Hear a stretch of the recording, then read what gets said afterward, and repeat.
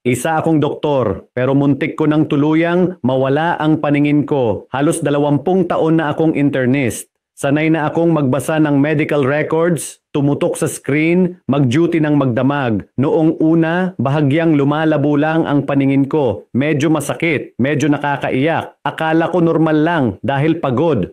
Uminom ako ng vitamins, nagpahinga, gumamit ng eye drops, pero bumabalik pa rin ang sintomas. Mas lumalala pa nga, lumalabo lalo, masakit, at may mga aninong palutang-lutang sa paningin ko. Hanggang isang araw, nakausap ko ang matagal ko ng kaibigan, isang ophthalmologist sa Philippine General Hospital.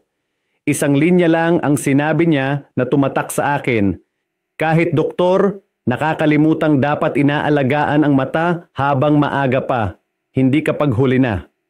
Ipinakilala niya sa akin ang lutein gummies, isang uri ng gummy supplement para sa mata. Hindi ito gamot, walang side effects, hindi nakakapagod, safe para sa may high blood. Sa loob lang ng 7 araw, nawala ang hapdi, ang pagluha, at bumalik ang linaw ng paningin ko.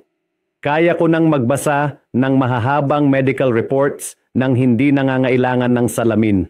May taglay itong lutein, zeaxanthin, blueberry extract at vitamin A, mga sangkap na napatunayang nakakatulong para sa retina, panlaban sa blue light at nakakatulong sa macular health.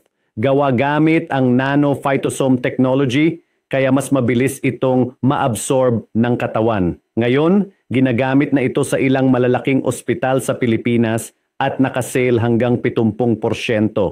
Sinasabi ko ito hindi bilang doktor, kundi bilang isang taong muntik nang mawalan ng paningin dahil sa pagiging kampante. Huwag mong hintaying lumabo ang paningin bago kumilos.